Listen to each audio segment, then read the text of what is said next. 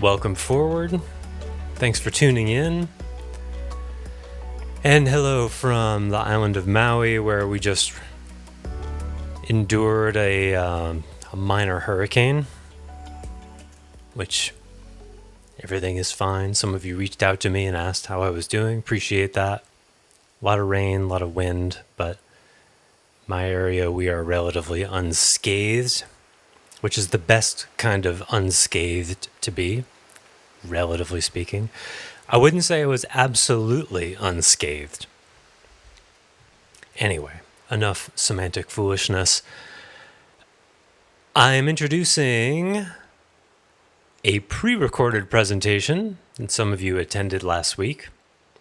This is the free class that I did entitled Why Smart People Stay Stuck. And it was an exploration of structural perception, an introduction to developmental astrology, and we covered one of the most fascinating celebrity charts that I've done that I had a lot of fun with. It was one of those charts where every single house contributed to basically the same theme. Did it create a genius? Did it create a madman? Did it create a little bit of both? Or a lot of both? Tune in to find out. The course begins September 3rd, 12 consecutive Thursdays. It is filling up, and I am capping it, so if you are interested, now is the time to act. For details, you can go to my website, and the direct link will be in the show notes. Thanks for listening. Hope you can make it. Some of you maybe have heard this my house metaphor already, but it bears repeating, and I've been improving upon it. So imagine you're in a house you were born in, and you've never left. And all you've ever known is what you experience inside the house and what you can see out the windows or hear from inside the house, or maybe smell as well. There's some other senses, but mostly what you can see and hear from outside the house. The house has windows. So this is the context for developmental astrology and development of all kinds. The essence of reality is outside the house. Whatever reality is, and we could make observations or inferences, guesses, assumptions, but we are inside reality. So the technical term is ontological principle, is that you cannot directly observe and know in totality what you are already inside of. That's the idea. It's commonly, sometimes you'll hear the phrase like, how a fish can't see water? Whether or not they can or not, you get the idea. They're in the water. They don't relate to water because they're in water. That's the idea. Now, we don't actually know that, of course, but that's the idea. So if you're stuck in that house and you want to know the nature of the town you're in, if you're even in a town, the nature of everything outside that house, you can look out the window.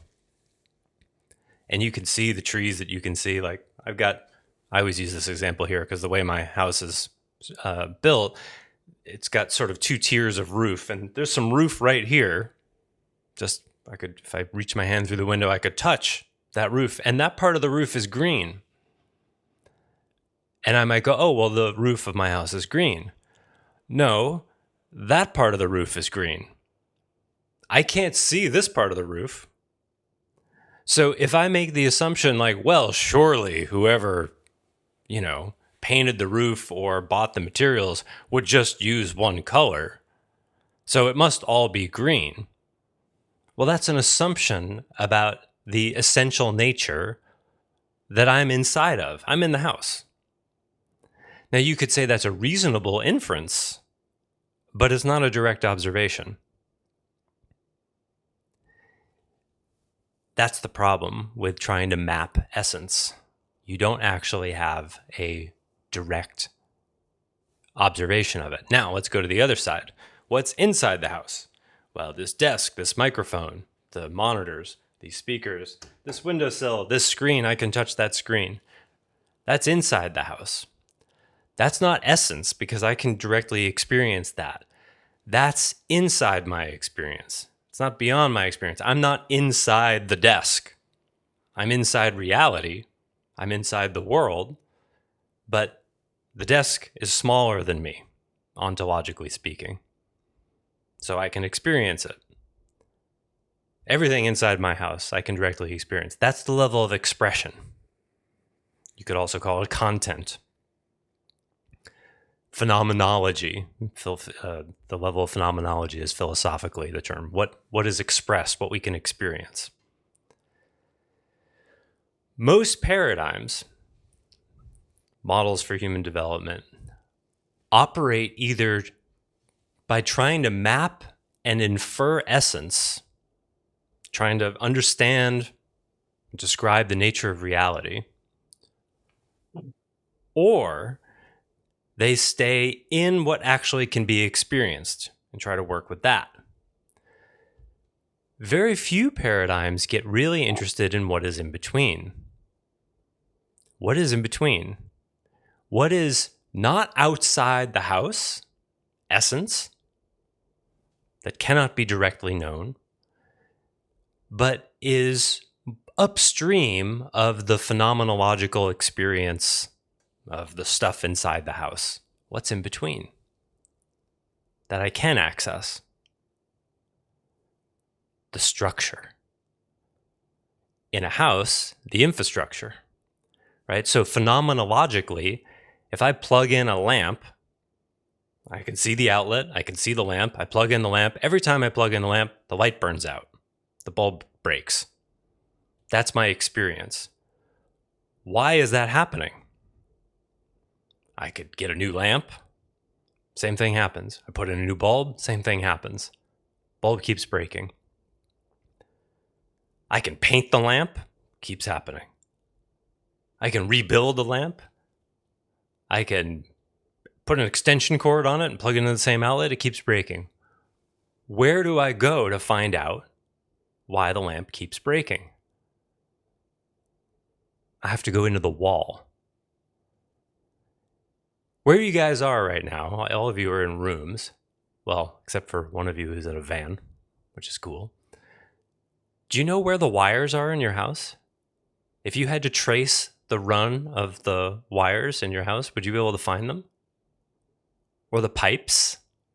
Or the ducting, right?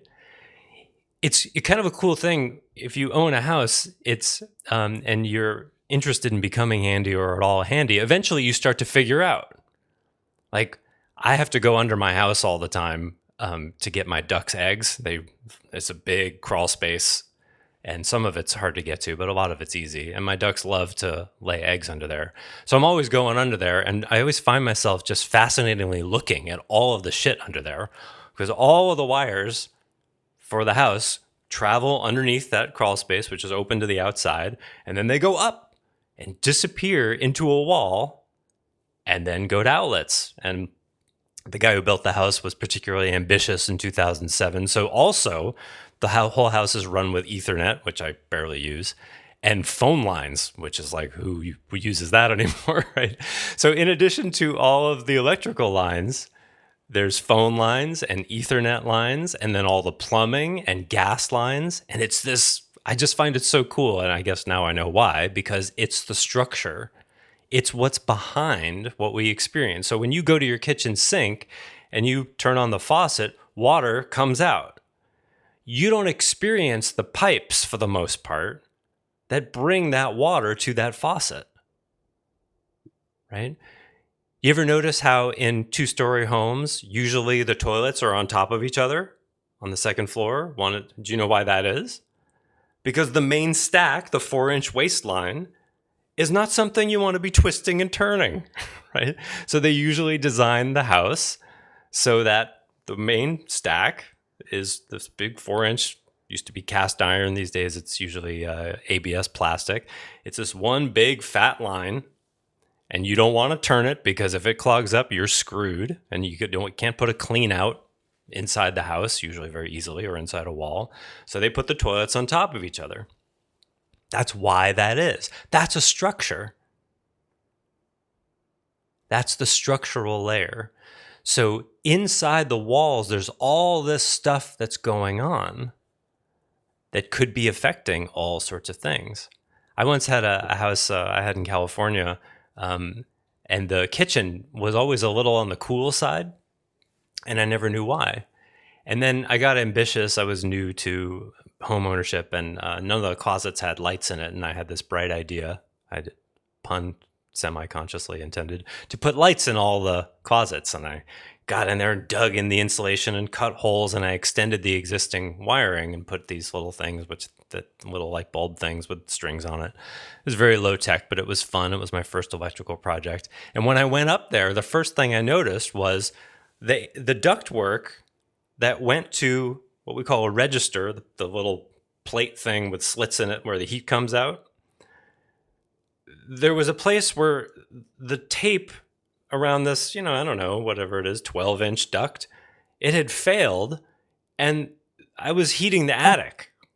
It was just broken. And so that whole time for I don't know, I lived in that house for at least 3 or 4 years before I found that, the heat, big percentage of the heat was just going into the attic and then out the vents. And that was why that part of the kitchen was cold, because there were 2 registers in that kitchen and only one of them was working. Mm-hmm. You can't solve a problem like that from inside the kitchen. You could get a space heater. You could turn the heat up, right? That's solving the problem at the level of content or the level of expression, what can be directly and easily experienced. But it doesn't solve the root problem. I think that's enough of the metaphor. You get the idea. Essence, there are different ways. This has been used. This is as old as Aristotle. Essence, form, and expression. Essence, function, and expression. Essence, structure, and expression. It sort of depends. I use structure a lot because it's a little more graspable than form. Essence, structure, and expression. But here's the thing. And why the title of this talk is Why Smart People Stay Stuck. Why smart people stay stuck is because the answer to your problems is not inside the house. It's in the walls. It's in the crawl space. It's in the attic. And beautifully, with the metaphor, going to such places is messy and hard and dirty and surprising. You ever crawled through fiberglass insulation? It can make you itch for days, right? There's nothing fun about opening up a wall or going into an attic. I mean, that's not true. It's a little fun. It's definitely interesting. I have a friend who bought a house not long ago in Colorado, and he discovered after buying the house, I think he knew in advance, but the house had been not well taken care of, and rats had been just having such a great time in his attic. And there was a soffit. You guys know what a soffit is? It's a thing that, I don't have to define it. It's a part of the attic where there was a piece of ductwork being hidden by a box, and rats had been just loving life inside that soffit. And he got a quote to clean up the huge amounts of rat shit that was in there. And somebody wanted like $15,000 for it. So he's like, well, I guess I'm doing it myself. So covered the whole area in plastic, inside the house, and went in there with a Sawzall and cut out the soffit box, and just total mess. But that's how you solve the root problem of it's kind of a funny smell in this room, or this duct isn't really working so well, or there's rat droppings falling from the heating vent. You can't just keep cleaning that up with a dustpan. In addition, you got to find, where are the rats coming in? Now that's a project. Do you know rats can collapse their rib cage? They can get through the size of like a quarter. So it's messy, it's hard, and most people don't want to do structural work because it's much easier just, well, the light bulb on the lamp breaks every month or two. I guess I'll just keep changing the light bulb. Or I guess when I'm in the kitchen, I'll just put on a sweater. But these, metaphorically speaking, are compensations. These are compensations. They're not dealing with the real problem. Now, of course, everybody is free to not deal with the real problem. There are pros and cons either way. Not solving the real problem, you get to stay comfortable in your house, relatively speaking. You get to stay in your comfort zone. I don't want to cut open my wall. I don't want to crawl under my house. Understandable. But then you create a long-term maintenance issue. And the long-term maintenance issue in a human being is that the unfortunate thing about compensations is they have to be maintained because they're not as real as solving the actual problem. They're not as real, and they also can create deleterious long-term effects. One of the things we're going to see in the next few years is a ballooning of the GLP drugs, Ozempic and Mounjaro and all these things, the long-term effects of which I don't think are well studied. Usually they're not. The FDA, or that's the United States one. I'm always very self-conscious about being US-centric when a foreigner is in the room. Thank you for that meta, David. Whatever companies and the countries that are approving the drugs, the standards are not very high, right? It eliminates hunger. It also seems to eliminate ambition. Who would have thought that it would also affect generalized hunger, generalized wanting, generalized desire? What's that going to do to the world? Well, I guess we'll find out what the long-term effects are of messing with the endocrine system or whatever it is that it does. So it's an amazing scientific breakthrough that is entirely compensatory. Now, I'm not saying it might not be entirely appropriate for some people in certain phases of their life, like many pharmaceuticals. But if it's a workaround from the real problem, if it's I don't want to cut open the wall and really see what the problem is, then there are going to be long-term consequences there. It's just a matter of time. So again, I want to be careful. I'm definitely not moralizing. I'm not saying people who don't want to look inside their walls or under their house or in their attic are bad people or that's not okay to do. You can do whatever you want. It's a free world. But what you cannot escape are the consequences. And unfortunately, we're not properly educated about what the consequences of not dealing with root problems are. In fact, most of society is quite self-congratulatory and bonded over, yes, let's all avoid the root problem here and address something else. Like, I just makes me crazy every time I hear someone talking about Trump being a threat to democracy. Trump is a product of democracy. So was Hitler. They were both voted in. So it just doesn't make any sense, right? But it's way easier to go, this bad person, whatever that is abusing the system, pushing the limits in order to gain his more wealth and more power. Well, you know who saw that coming? Aristotle. So you were warned 2,500 years ago. That's a product of democracy. That's what democracy does. When you give everyone a vote, no matter what their qualifications, and let any persuasive person who's power hungry tell them what they're going to do for them, this is what happens. That's the deal. Just like if you put let me see if I can get my head straight around this. If you use a 16 gauge wire to wire your house and put a 15 amp outlet in, you will burn your house down eventually. Maybe not on the first day, maybe not a month later, but one day you'll be running your Vitamix and a space heater at the same time, and the structure of that wire that is too thin will melt. That's just what happens. But which is easier to do? Blame the bad man who, is taking advantage of the system, is sort of working the system is a little more accurate to his benefit, or whichever president you don't like. Which is easier, to blame that bad person and play victim to them, or consider, gee, I guess democracy isn't perfect. What do we do about that? That is a much more complex problem, isn't it? But that's the real problem.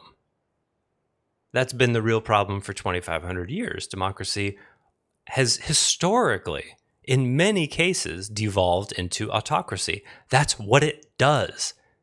It happened in Athens, whose democracy only lasted a few hundred years before Macedonia took the place over. So that's the system. That's the structure. So why smart people stay stuck is not because they're not intelligent. It's because they can't think structurally, often, and or they're unwilling to pay the price of looking inside the infrastructure of themselves. Because as adults, we're efficient people, we're responsible people. We want to find the simplest solution to make the next moment feel better than the last. Right? That's a good instinct. And efficiency is a good instinct. We've all got a lot of responsibilities, a lot of things to do. You want things to be done efficiently. The category error is when you apply that desire for efficiency, neatness, simplicity to a problem where those principles don't apply, where the shortest distance between 2 points doesn't work. And that is where people run amok and awry, when they use the avoidance of the discomfort of looking inside the walls of their own psyche, their own structure, and look for improved compensations rather than deconstructing the compensations down to the studs. And so you can divide all developmental work, whether it's therapy, coaching, social work, empowerment work, whatever, anything in the self-help industry, which is billions and billions of dollars and billions of people, you can divide all of that into two categories: constructive and deconstructive. Constructive work works largely at the level of expression. It keeps your walls intact. It keeps your attic door shut. No ladders required. No drywall saws involved. No getting dirty under the house. And you get to rearrange the furniture. The lamp that keeps burning out, you get an extension cord and you plug it into another outlet. Look, it works! Well, what about that outlet that kept breaking things? Well, look, the light is on. Everything's great. The lamp works. But what if that outlet has a loose neutral and it's a fire waiting to happen? Well, the house is not on fire right now. So where are you evaluating the success? That becomes part of the issue. Everything's working fine. Well, democracy was working fine when this other guy was president. Now look at it. So the problem can't be democracy because it was fine under Obama or Biden or Clinton or Bush or whatever. But now we've got this dictator guy. No, that was always there, you see? The system was whoever has a lot of money and is really convincing wins. That's the system, folks. So it's not Trump. The whole system needs to be redesigned. Well, we'll just get someone else in there. Well, the Democrats will just go further left. We'll become as crazy as the right, only in a different way. And that will create lots of... God, it makes me crazy. It's a far more complex problem to solve. So the unwillingness to look at structure, especially when the compensations are working, that's the problem. That's the problem, because human beings, for the most part, not all of them, most people are organized around continuity, preservation, comfort, belonging.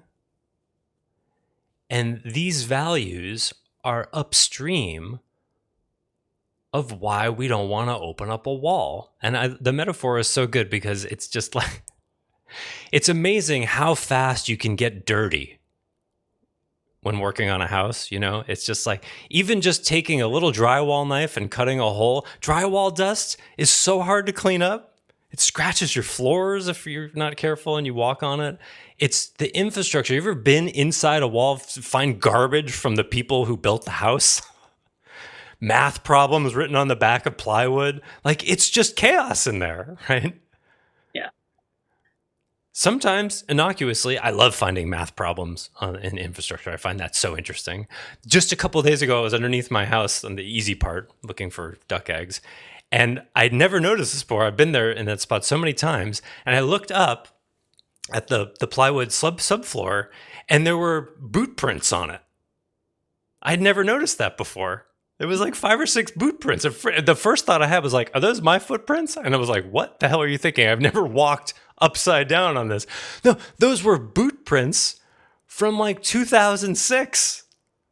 When there was a stack of plywood, whoever was building this house walked on it, and they're still there. I just think that's so cool, right? But that's the messy infrastructure stuff. There's another part of that same subfloor where one day I got so mad I stomped on the floor and I broke the subfloor, which was kind of interesting. I didn't know I could do that. I mean, it's only a 1/2-inch plywood, but I stomped on the ground on the hardwood floor, and it didn't damage the part you see, but it blew out the 1/2-inch plywood underneath, like a karate move or something. Thought that was odd. Anyway, apparently you don't have to repair such things, but it's a reminder of my ability to get angry every time I see it. Okay, so let's talk about developmental astrology. So the idea of working at root problems, of course, is not new. I didn't invent that.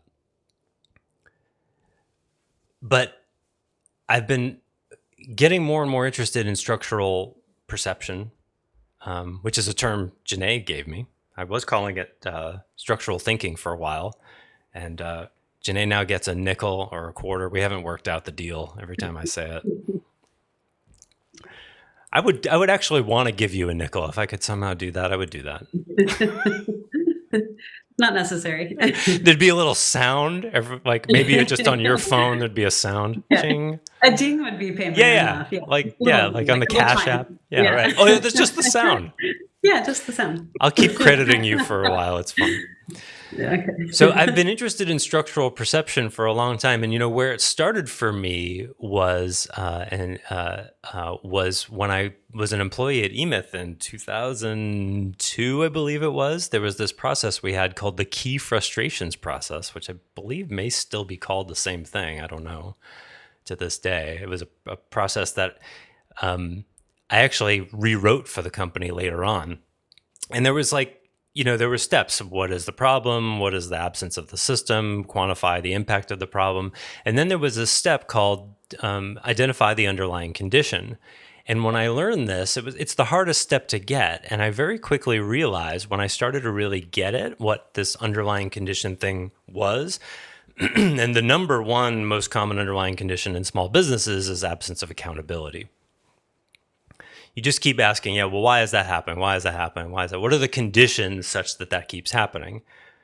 And lack of accountability was one of the number one issues. And when I started to really get practice with this, I didn't know I was learning structural perception, but I was. And then I started to see something interesting. The other coaches mostly didn't get it. And I saw, I was just 6 months, 9 months into working there. And I started to see that the way other coaches were using this tool, they were not going to the depths of underlying condition that I was. And then I started to, about a year and a half, 2 years into working there, I started to act out. I was young. I was 30 or something, 29, 30. And I started to rewrite the program and change the E-Myth model without asking anyone's permission. I almost got fired. And then later on, I started to rewrite the curriculum and got paid for it. Became an executive there and all that, as David knows a lot about.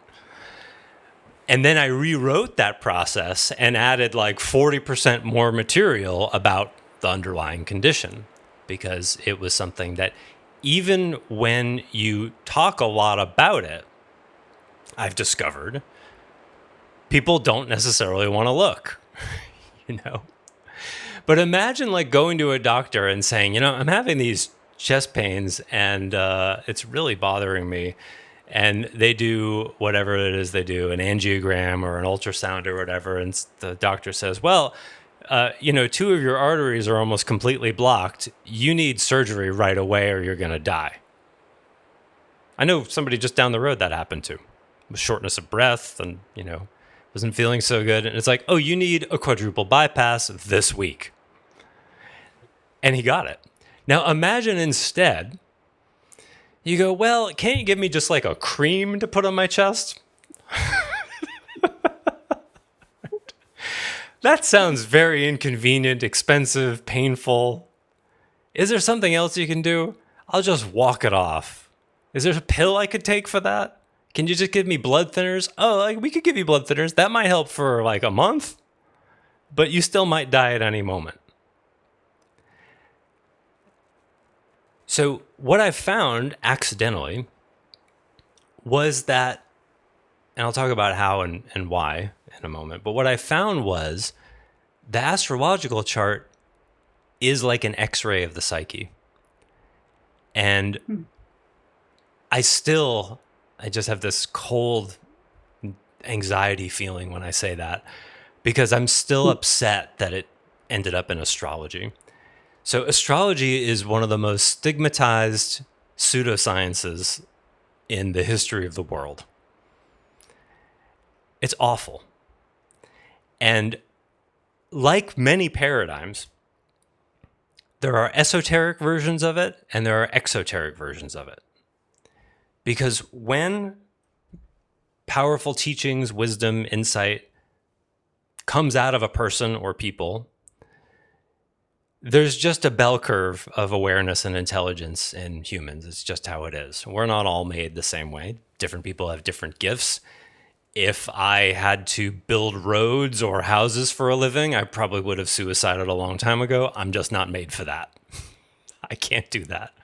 Maybe for 4 or 5 days I could. And then, I once had a restaurant job and my body was hurting so much, it was just completely unsustainable. I'm not made for that. Other people are not made for pattern recognition, structural perception. Everybody's made differently. So what happens in our world is you have brilliant people like, Immanuel Kant or Nietzsche, Freud, Jung, Yeshua the Nazarene, also known as Jesus, all these people who bring teachings to the world, and then the masses pull the teaching down to a level that they can understand and distort the hell out of it, unfortunately. Well, I learned a lot of models and had discovered this to be true. And I was seeing I had a therapist years ago who was also my Zen coach in whenever that was, 2015. And somewhere in there, she recommended I talk to a Vedic astrologer. And I really respected this woman a lot. And so I was like, all right, well, you think this Vedic astrologer is cool? Sure. I'll throw a couple $100 at it, see what happens. And the I got what's called a natal reading, the initial reading of your natal chart. And it was impressive. He didn't really tell me anything I didn't already know about myself, because I know myself fairly well. I would never say absolutely. There was one thing he said that definitely impressed me. Was he said, you have Venus is in the last degree of your 7th house in Aries. That can cause people to fall in love way too fast, and also cause you to be attracted to married women. And I was like, that's kind of on the nose. That was impressive. But it didn't impress me well enough to be like, wow, astrology is a cool model, I should learn it. I still had a lot of the stigma attached to it. And then there was another data point that happened where a year later, I got what's called what do they call this? An annual chart. That's where it's forward looking based on the transits and your chart, what the minor transits, 3 weeks, 2 months at a time, what things are going to be like for you. And we had a little extra time at the end of that session. And he said, well, we have a couple extra minutes. Is there anything else you want to ask? And I was feeling skeptical because he was giving me all this future-looking stuff. And this is the first time I'd been exposed to direct predictive astrology. I said, can you look at May 1st, 1977? And he said, yeah, one sec. Click, click, click, click, click. Took him about 30 seconds. He looked at the transit chart, which I've since looked at myself because I know how to read them now. And he said there was a 45-day period there where you would have been really accident-prone. That was the day I was hit by a car a month before my 3rd birthday. And I went, okay, wow. But I still didn't get really interested in astrology, even though that was remarkably good. It was actually when I kept seeing him once a year, and it was actually when he failed that got me curious, because I might go into the timing thing about it later. But in Vedic astrology, Western astrology doesn't do this. There's a system of timing that can, based on the time of your birth, forecast into the future these cycles that everybody goes through. It's like a wheel, and everybody starts on a different place of the wheel. And he said, okay, beginning this was July of last year, that's when you'll be in what's called the Saturn major period, Rahu minor, Saturn, Rahu. And I said, well, what's that going to be like? Because Saturn Mars has been really difficult. And he says, well, he was just kind of vague. It's like, probably going to be more of the same kind of challenges, and things will be gradually getting better. Now, that's not what happened. They were fucked up bad. Like, hit me like a ton of bricks almost to the day. And I was pissed at him, right? I was like, how could you make all of these? And I'd been getting the annual charts, and they'd been quite accurate a lot of the time. Not always, but enough to keep going back. And it pissed me off that he could be so accurate sometimes and not accurate at all about this particular period. So if you guys know me well enough, and I think everybody in this room does, that became a puzzle for me to solve. That's how I work. And since I've learned about my chart, I know why. Pattern recognition for me is just like, it's the holy grail for me. So I had to understand how that could be. That's a contradiction. How can you get something so right and this other thing not right at all? Well, I found out 2 things. One is astrologers don't like to give people bad news. It's bad for retention, because they're not oriented mostly toward truth. Most people aren't oriented toward truth. And inside the Vedic astrology paradigm, and most astrologers' paradigm, they're still operating with the outdated idea that significantly how you think alters your reality. I don't want my astrologer operating in that paradigm. So I think he could have predicted, I think he probably knew it was going to be harder than he told me. But he censored that because, positive psychology. The other thing I realized was that most astrology is operating inside the house, not inside the walls. So accidentally, if you will, as I tried to solve this puzzle, I was like, well, he was wrong. The model seems to have the capacity to be right. So I guess I'll have to learn astrology. I mean, I didn't really consciously say that, but I started studying it to see how could have this been predicted. And I was using AI to help me learn it because astrology is pattern recognition and large language models are pattern recognition. So I just accidentally discovered that with some supervision, and you have to make sure they don't make mistakes, AI is really good at astrology because it is pattern recognition, as long as you know enough to catch its mistakes, which took me a little while of trial and error to figure out. And then I started to ask questions like, parts of astrology didn't make any sense to me. They were too content focused. They were too expression focused. And I'll give you an example. The sixth house. The sixth house in general astrology, with the different houses, the houses represent domains in the chart. There are 12 of them. And some of the house definitions are clearer than others.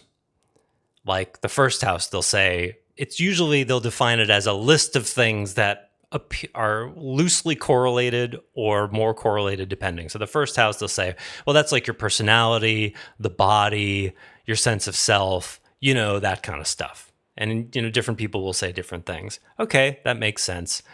But then some of the houses were weird. Like the sixth house in mainstream astrology, they'll say, that's like the house of health and service, but it's also small pets, and it's also conflict, and it's maintenance and problem solving. And I'd be like, what the fuck? That's offensive to my pattern recognition model oriented mind. I couldn't operate that way. So I was just having conversations with AI about this, and I taught AI essence, form, and expression. Because I said, I want to think structurally with you. I want to think in terms of rigorous metaphysics. And so what I didn't realize what I was doing really at all, but I thought I was using AI to teach me astrology. And then I started to realize what I actually had done was I taught AI essence, form, and expression, and then got it to start looking at astrology through that lens. And I didn't mean to do that at all. And so then I started to realize, because it would say something, I was like, wow, that's brilliant. Or like, do astrologers look at this house in that way? And then it said, no. I'm like, well, how did you come up with that? And it said, well, you just asked me to look at it through this lens. So this was what happens. And I was like, holy shit. Well, let's keep doing this. So then what happened was, make a long story a bit shorter, is I redefined all 12 houses, all 12 signs, and all 9 planets in Vedic astrology. I moved the definitions of them from content to context, from expression to structure. So the sixth house went from maintenance, problem solving, health, and service. That's content. That's expression. It became adaptation in the face of friction. You see that? You see how health, service, maintenance, even small pets, which is included in content in the sixth house, all of that fits under adaptation in the face of friction. You got to take care of your small pets. You got to maintain your home. Health is a maintenance issue. It's an adaptation issue. But if you go inside the walls or one level up, it's actually an adaptation issue. Now, some houses didn't need much change, like the seventh house is the house of relating with other people. Didn't need to change that. Fifth house is creative self-expression in most systems. I turned it into authorship in the face of risk. See how that's one level bigger? And then it includes more. And I just did this to try to make sense of the model. But then, when I started to use the new definitions, I got completely different outcomes. And I started to see that by redefining the terms structurally, it changed what the chart would tell you in ways that were stunningly accurate.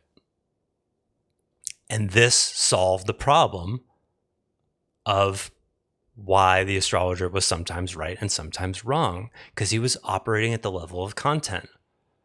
Sometimes plugging the lamp in again solves the problem. It was just a bad bulb. Other times there's an infrastructure issue. And of course, you have to be willing to actually tell the truth and get with that. So that's how I accidentally created developmental astrology. And I'm still pissed that it's astrology, because that's a major product acceptance challenge. Because as soon as you say astrology to someone, they think of what they saw in the newspaper next to the comics when they were growing up. And they go, this is bullshit. Yes, that's right, it is. That's what I call descriptive astrology. But developmental astrology, I tentatively offer, is the greatest diagnostic model that has ever existed in the world. And I can prove it.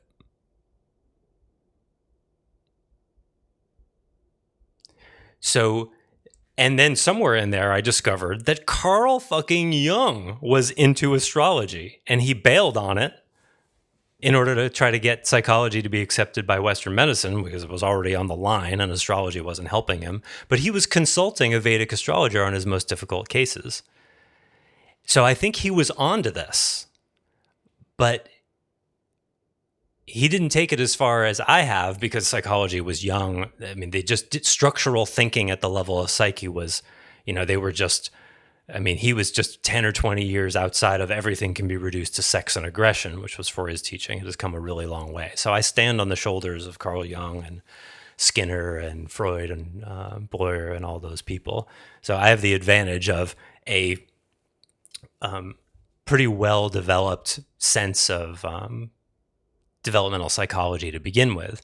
So when you match up the astrological chart with developmental psychology, you have an X-ray. And I was stunned to see the Enneagram type is also in the astrology chart. I didn't expect that. Not only is it there, but the exact mechanics of why someone is the type that they are is there. The ingredients, it's like opening up the hood of the Enneagram and going, oh, what are the structural dynamics causing that Enneagram type?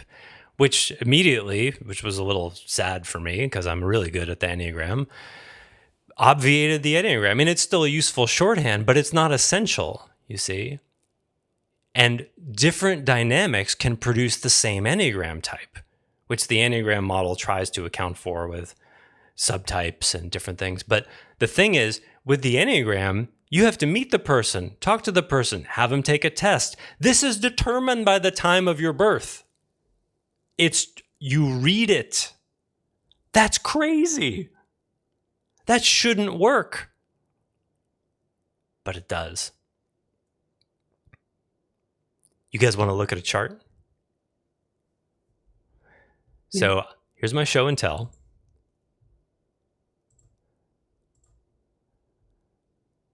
You guys see that? This is what I've been doing on my podcast for the last, 3 months.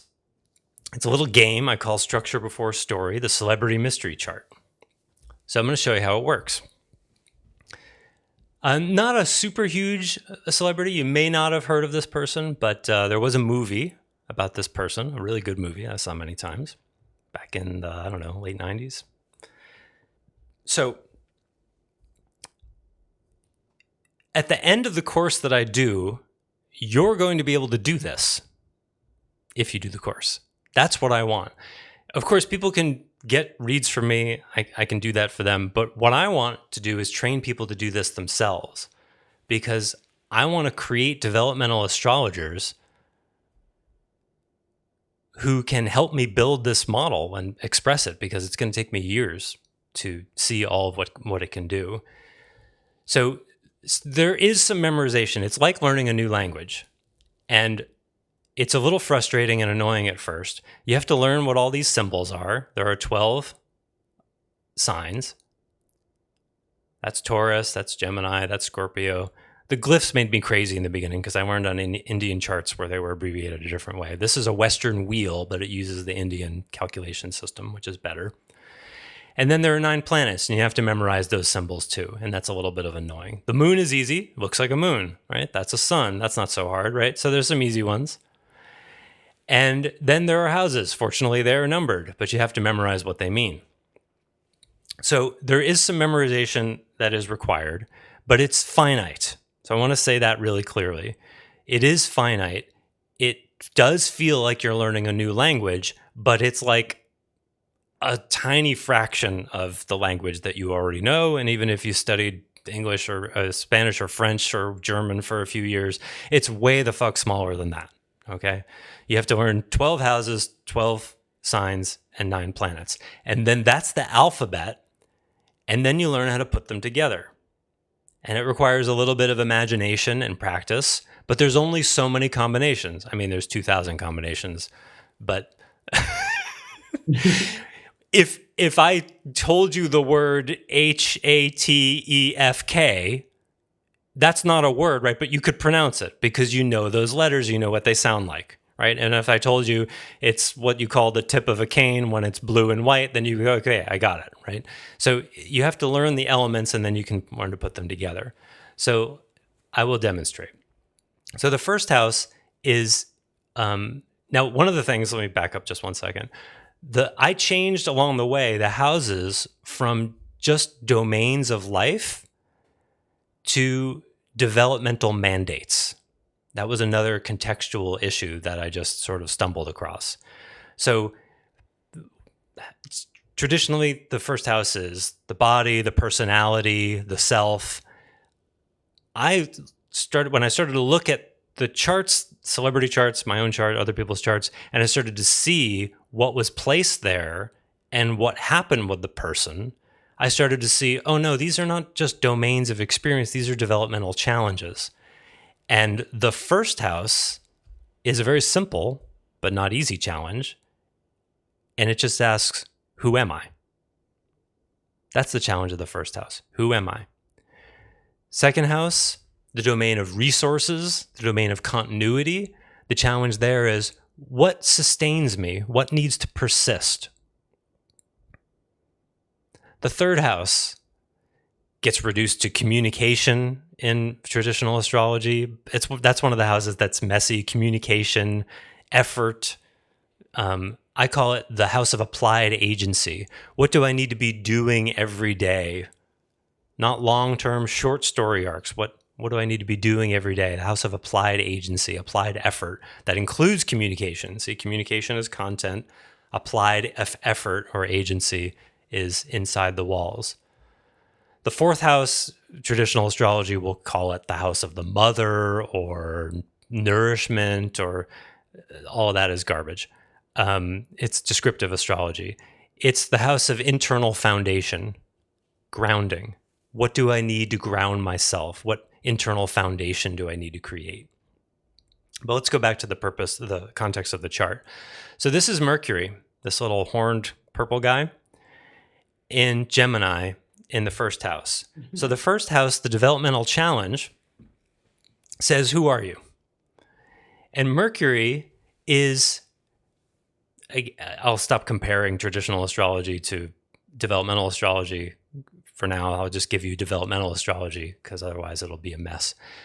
In my system, Mercury is the translation of perception into experience.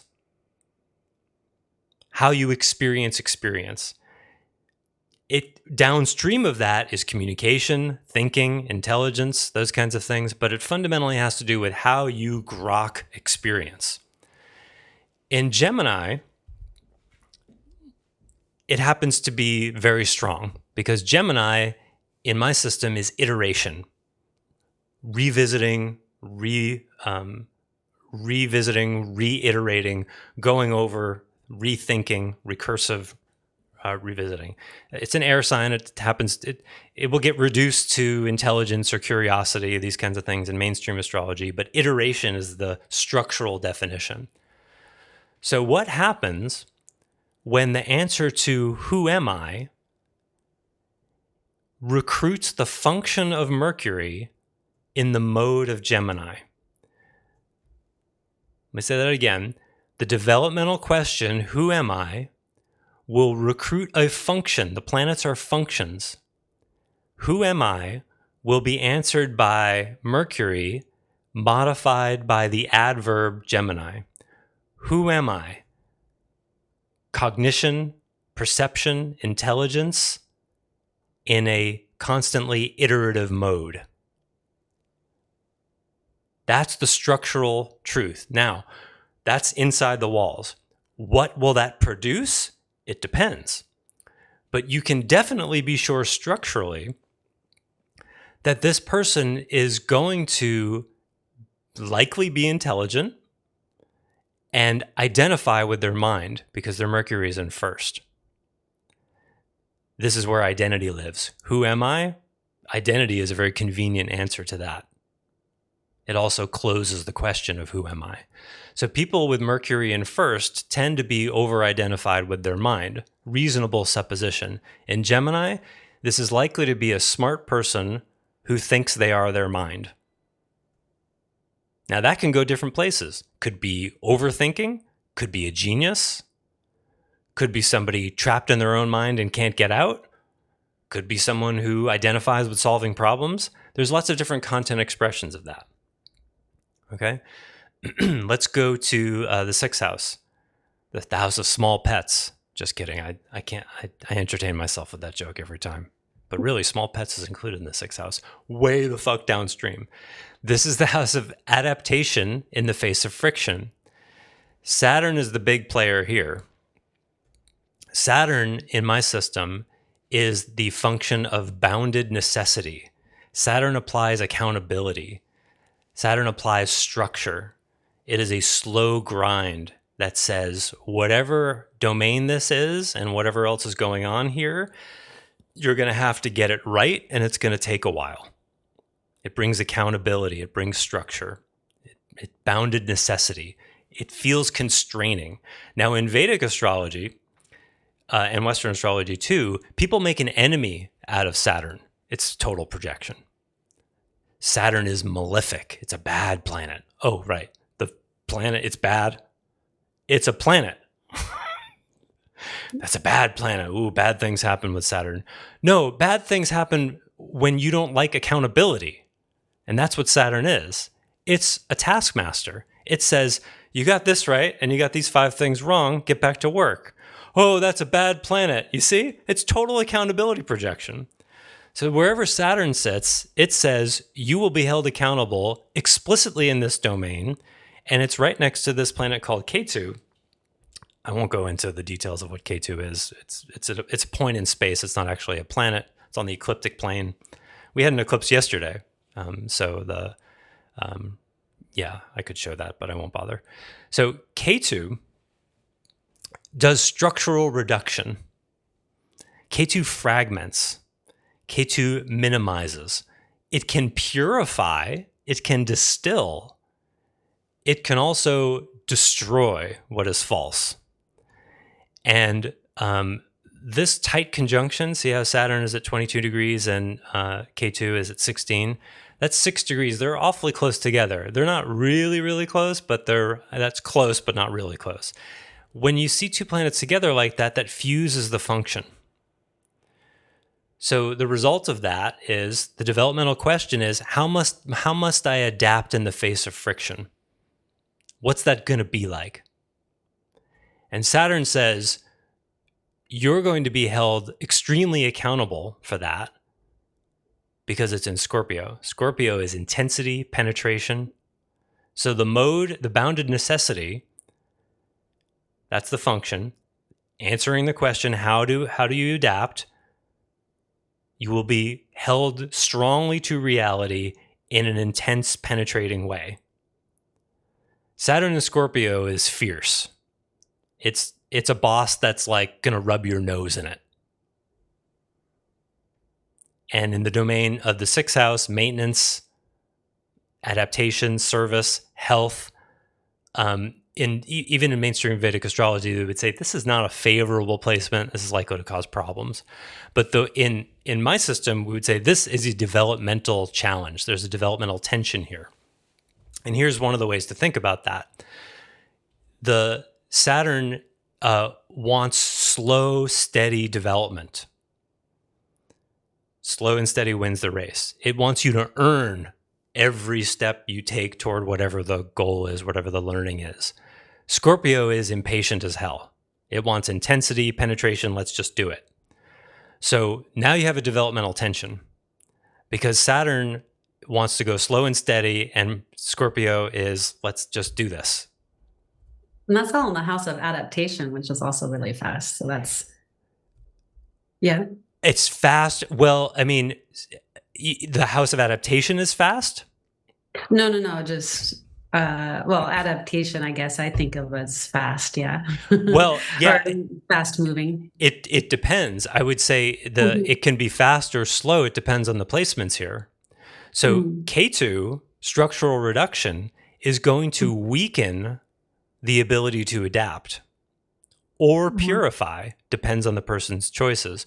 But, this is where it's usually easy to say, like, if your parents weren't that great and your conditioning wasn't that great, which describes like most people, then it's far more likely that this is going to inhibit adaptation than distill or purify, at least in the beginning of someone's life. So this says your ability to adapt is weak, while Saturn says you really got to figure it out yesterday. Okay. It's a serious adaptation challenge. Saturn doesn't like Scorpio. It feels rushed, and the intensity of K2's deconstruction is amplified by Scorpio. So if you're starting to feel cognitively challenged or a little lost, it's because I'm pushing your ability to structurally think. And it's hard in the beginning. It was really hard for me because what I discovered was developmental astrology is a powerful way to increase the resolution and the muscles of your structural thinking. And that's when I started to realize, this is way bigger than just astrology. This is a way of processing reality because it changes the way you encounter the world when you look at enough charts and start to see yourself, everybody, everything in this way. It's that big a model. Okay, now, 10th house. 10th house is the house of public authority and responsibility. Salient placement here. 28 degrees Moon, 27 degrees Mars. Those are fused. So when you have things that are that tightly together, they become one function. That almost always creates problems because it's like putting two engines in one car when the car is not necessarily designed for that. Mars, mobilization of force. That one's pretty simple. Moon, self-stabilization and emotional regulation. And that's all in the house of adaptation. In Pisces, dissolution of boundaries. Yeah. Mars in Pisces usually causes trouble. No. Just Mars wants to mobilize force. Mars likes boundaries. It's like a fire hose. You want like 6 people holding that fire hose so that it goes in the right direction. Pisces is like, no boundaries, freedom, everybody gets to do whatever they want. That's great for art. That's great for relating. That is not great for the application of force. So now we have a developmental tension. Mars, very strong in the 10th house, authority, responsibility, leadership. Mars wants to apply force, and Pisces is providing no boundaries. That's a fire hose that nobody is holding, potentially. Could also be breaking the boundaries of existing systems, pushing edges. Could be, especially with the Scorpio over here, this person could be an artist, highly creative. A lot of comedians have strong Pisces. I was just looking at, I think it was Sarah Silverman, who I'm a huge fan of, has Saturn in Pisces. So people who break boundaries, often creatively, or challenge existing status quo, often have strong Pisces. And the moon in Pisces, that blurs boundaries in the domain of emotional regulation. So this person is going to want to be drawn to being an authority, and they're going to emotionally regulate as an authority in a way that blurs boundaries. That can go different ways. That could mean they're invasive. That could mean they're a micromanager. That could mean they're a cult leader. This is something you see in cult leaders.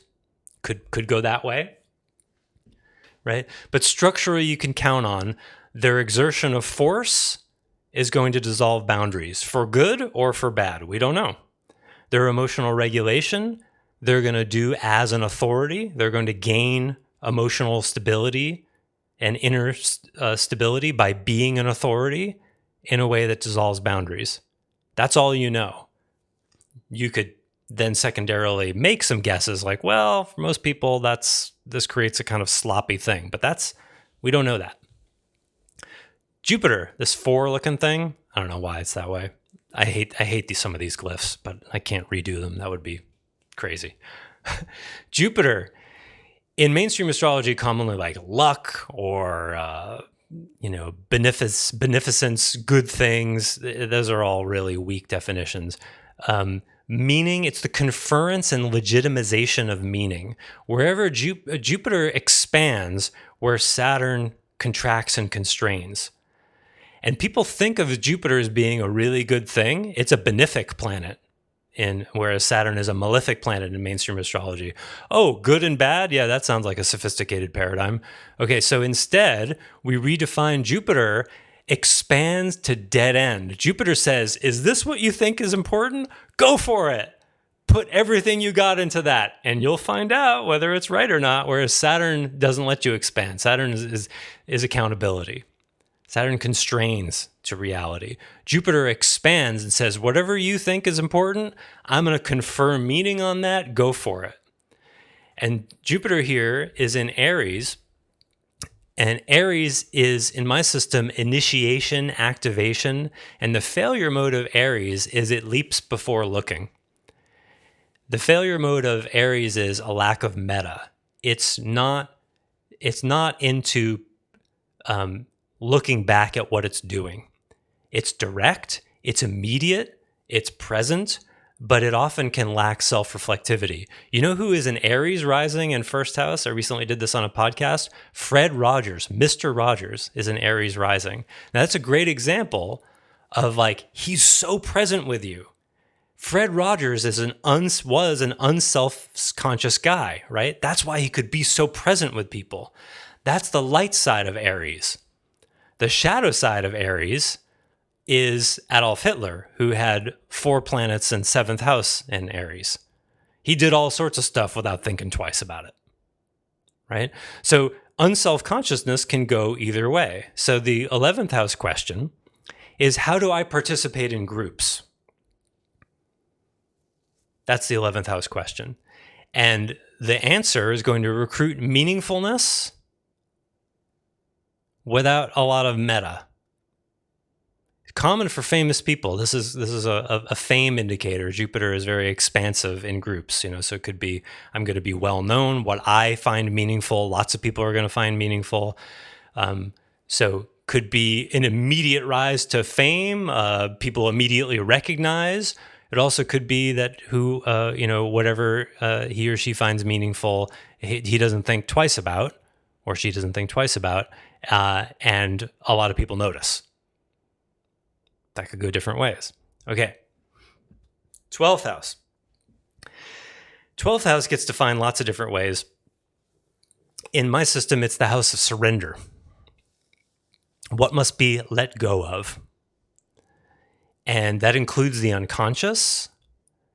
It includes the shadow side is dissociation, because dissociation is the shadow expression of healthy surrender. And because most people are not very healthy, at least to start, we got 3 planets in the 12th house. That immediately, when you learn to read charts, that should raise an eyebrow. That's a likely developmental challenge, because the 12th house dissolves, and ideally it dissolves what needs to dissolve. But letting go is hard for people to do. Have you noticed? So the 12th house says, what do you need to let go of? And it's going to recruit these functions. So let's start with Rahu. Rahu is uncontained amplification, similar to Jupiter, but Rahu doesn't just confer meaning, it creates insatiable hunger that usually results in a dead end, where you go for something and go for something and go for something, and then, can lead to self-destruction. Adolf Hitler was in a Rahu major period in the last 10 years of the war before he died. Just go, go, go, go, go. His desire to conquer the world was Rahu driven, and it was in his chart as well. That's Rahu energy. Now, it doesn't have to be negative. It could be, trying to find the cure for cancer, and alienating your whole family as a result, or not. But it creates amplification that needs to be contained. Now, that's in Taurus here. Taurus is stabilization. Now, the hard thing about Taurus in the 12th house is that Taurus is trying to create stability, and the 12th house is trying to get you to lose stability. 12th house asks, what must dissolve? And Taurus says, what must I keep? What stabilizes me? Taurus is the body, sensuality, nice things, So in the 12th house, there's a developmental tension here. So Rahu is uncontained amplification towards stability, whatever that might be. And then 12th house is saying, yeah, but what do you need to let go about that? Big developmental tension. Venus, values, relationships, attraction. It's doing the same thing. And it's very well bonded with Taurus. Taurus is its own sign, one of its own signs. So Venus is very strong here. So what do I value and need to make stable? And meanwhile, the 12th is saying, yeah, what do you need to let go about that? Another developmental tension. And then the sun, identity, self-authority, central coherence. Sun placements in 12 is a big challenge because the sun says, here I am, this is me. And 12 says, yeah, what's false about that has to go? So the sun is trying to create a internal coherence, a stable Taurus coherence. And the 12th house is saying, yeah, but what needs to go about that? What has to be surrendered? And the shadow mode of that would be dissociation from self, a weak sense of self. It can go well or it could go poorly. So the failure mode of this 12th house could be unconscious, not able to track what one is hungrily going for, not able to track what one values and is trying to create stability out of what cannot be created stability, and a weak sense of self that is trying to get a foothold but is being dissociated and dissolved. So I'll reveal in a moment who this is. Let's see if we can review. I know it's a lot to keep your head around, but it gets easier. So we have someone who, let's just look at it purely from the shadow mode, and I'll throw in some light stuff. So that we got a smart person, Mercury in first in Gemini, wicked smart, if I use my Massachusetts language, wicked smart, potentially over-identified with self. And this is a little complex, but the Gemini is ruled by Mercury, so there's this thing called dispositor chain. The dispositor of this chain is one house. It goes from the first house to itself. It doesn't go anywhere else. That tends to create a loop for people where they are not so good at taking in outside information from other people. It's a self-fulfilling loop. This is how I think. That's me. Am I looking anywhere else? No, it just loops because Mercury rules Gemini. So it's a one-house loop, like a plug, like an outlet plugged into itself. Okay, so over-identification with thinking, very predictable. Outside feedback, probably not, unless the person's done some work. Sixth house, weak ability to adapt and intense constraint to reality. This is not a patient person, likely, because of that Saturn and Scorpio. There's a developmental tension there. Going to be intense accountability if they can't adapt. and they're not going to be very good at it. So they're going to be bad at adapting and then held accountable for that. But they also might create some very pure work, purification, and Saturn is the house of work, it's planet of work as well. Methodology, work, structure. So they might create some really cool, pure structure as well. 10th house, boundary crossing. The person's going to identify as an authority or emotionally regulate as an authority, moon, but also blur boundaries, and their mobilization of force going to be strong in 10, the house of public authority, but they're going to blur boundaries too. 11th house, in participation with other people, whatever they make meaningful could affect other people a lot, but they might not have enough self-reflection around it. 12th house, we covered fairly recently. Big developmental tension between I'm trying to create a self here, I'm trying to establish values, stability, I'm trying to go for something, but there's a whole lot of unconscious dissolution happening at the same time. I think I know who this is. Who? Steve Jobs. No, but that's close. It's funny. I was going to use Steve Jobs. He was one of my 3 examples I was going to use. You just described him to a T, I think. Well, I was thinking Frank Lloyd Wright. Oh, that's a great chart to look up. Yeah, that could work too. Both of those guys have some similarities. I mean, at least at outcomes, but both of those guys, I know Steve Jobs has a Pisces moon, I'm pretty sure. And great innovators often have Pisces moons. Einstein has a 4-planet Pisces stellium. So Pisces can be really powerful. It can also be really dangerous because boundaries create containers, It's underestimated that way.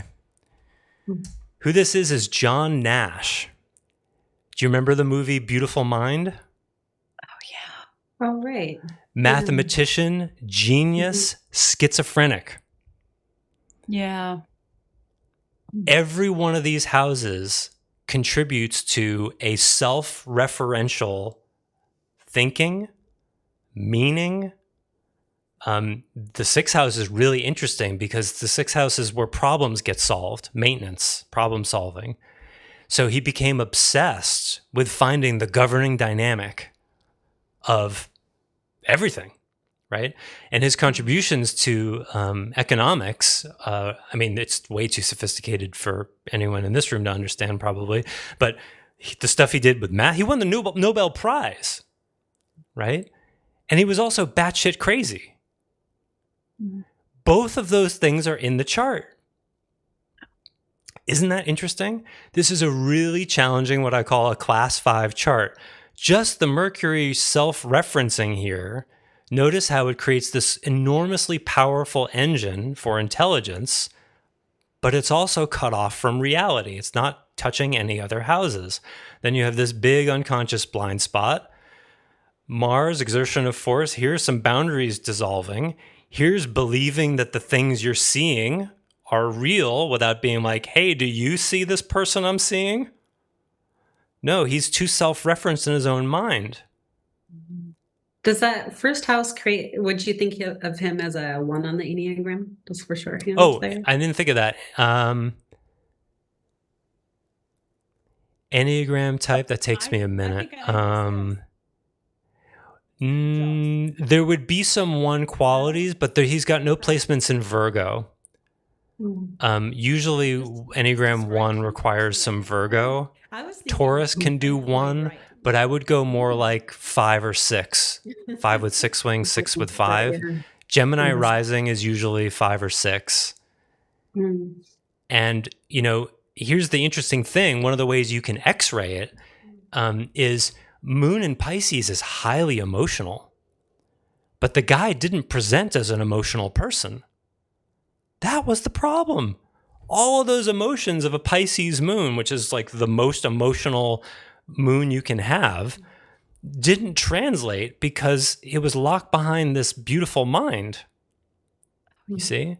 Right. So if I doubt his parents were very good at reflecting his emotions back to him. Yeah. Not to blame them because he was born with this configuration. But if he had gotten a lot of support for what he felt, it probably wouldn't have turned into schizophrenia, perhaps. That's one of the key things. But the moon is also just 1 degree from Mars. So Mars is just going to dominate it with the expression of force that dissolves boundaries. And he dissolved Adam Smith's infamous and famous economic theories. He challenged some of the sacred cows of the day. That's Mars and Pisces in 10. Einstein has, I believe his Pisces stellium is also 10th house. So big gifts and big challenges both. And this, can you see, it shows the mechanism of both how he was a genius and also the mechanism by which he was disturbed. He didn't make room for his emotions. He didn't have meta for what he made meaningful. He had this huge developmental tension between his unconscious and key grounding things, like sun in 12, that creates reliable metacognition blind spots. So he replaced where his values, Venus, and his sense of self should have been, because this is all quite weak, and Moon is overshadowed by Mars. What's the strongest compensation mechanism available to him? Would you think The strongest placement in his chart just for shorthand is Mercury in his own sign in Gemini in first. That's the strongest placement. And Janae got that. Well done. It takes a little while to be able to see what's strong. Saturn in Scorpio, no good. K2 is not strong by definition. Moon in Pisces, this conjunction is weak. This could be okay, but it's complicated. Why not? Aries is ruled by Mars, so this conjunction is overseeing that weakens it. This configure. There's very few placements in 12 that actually make it strong. So this is the strongest house. That's the tool he had to work with, was his mind. Ta-da! Beautiful mind. Did amazing things with it, and it almost killed him because he had all of his money, so to speak, on the beautiful mind that he was. You can do this with that movie. Yeah. And the dude was totally non-relational. And but you see, if you look at enough charts, a lot of entrepreneurs, innovators like Steve Jobs, you can see it in his chart. A lot of times they have this self-referential, borderline crazy, everybody thinks they're crazy. That's structurally indicated. They're not interested in what other people think. I heard an interview with someone who worked with Steve Jobs once, just recently, where the guy said that there was an argument. Steve Jobs was arguing with the VP of product or whatever, and the person said the person wanted to spend $12 million on product research, and Steve Jobs said, "They'll buy it because I tell them to buy it. We're not doing this product research." Right? And Steve Jobs was usually right. Not about everything. Some of his products tanked, but that kind of confidence is an understatement. That's always in a chart. You can see it. They're structurally there. They're that's this same kind of configuration that Steve Jobs has is similar to some school shooters I've seen. Right? So they're two sides of the same coin. This is me. This is what I have to express in the world. Screw you if you don't like it. That could be an entrepreneur, or that could be Charles Manson. The structure is the same, you see? It depends on how well you manage the developmental tensions. Questions? We got a few more minutes. I have a question, Joseph. Please. And thank you for sharing everything so far. Yeah. How does what you shared so far, and how does this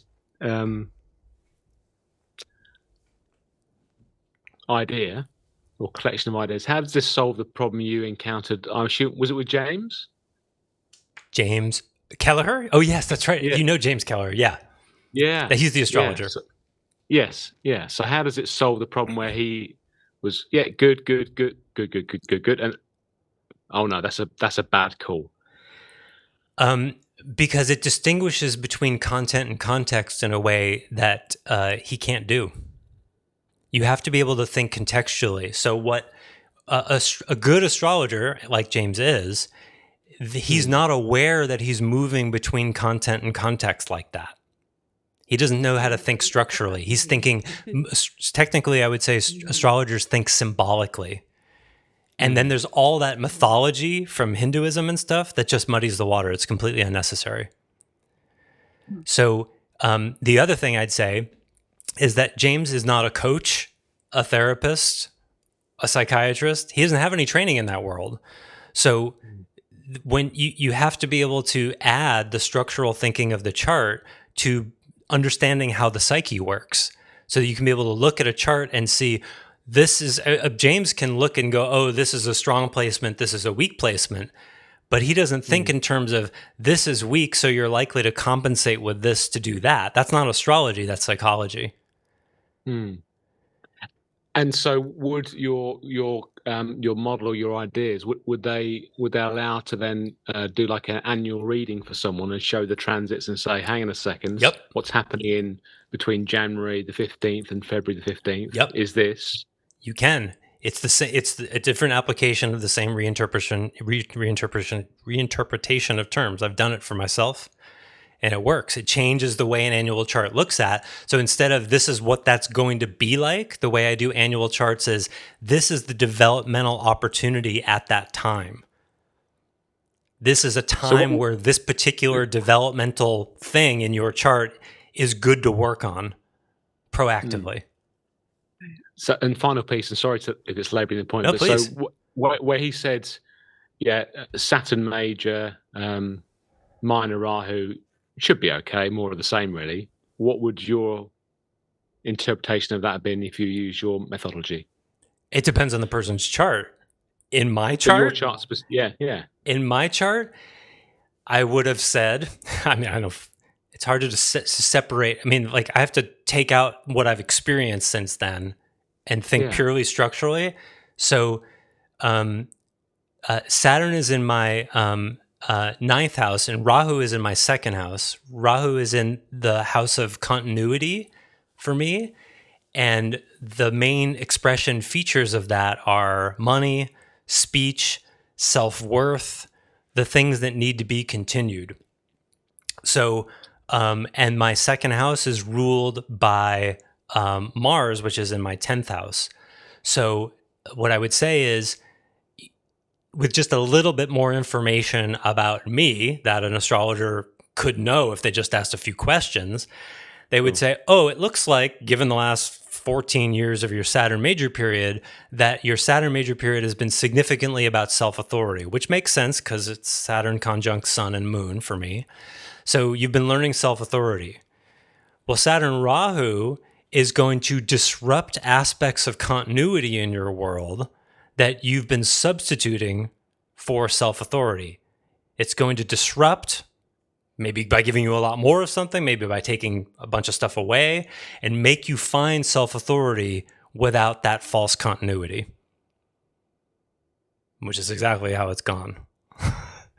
And then if that's the structural layer, and then if you talk to the person and get some more details, and they say, you know what, I'm making a whole lot less money than I used to. Well, then that makes sense because Saturn Rahu is taking away the security blanket that money has been. Boy, I'm really fatigued. Oh, that makes sense because you used to use achievement as a false substitute for self-authority. So now you're having to find self-authority without achievement as a substitute. What an opportunity. Yeah. Right. Yeah. You don't have to like it. Yeah. But that's a completely different frame. It's a developmental frame rather than how is it going to go? Am I going to meet a woman and am I going to make this much money? It's a completely different frame. It's what is your work? And not everybody wants to know that.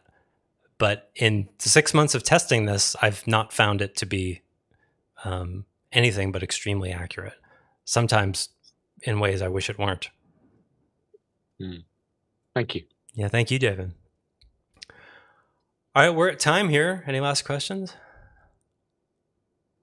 So if you're interested in the course, it begins September 3rd. If you found this chart interesting to look at, then listen to my podcast because I do a mystery celebrity chart every time, and I just think they're so fascinating. And I found this one just yesterday. I was looking for a good chart to do today, and it was a really juicy one.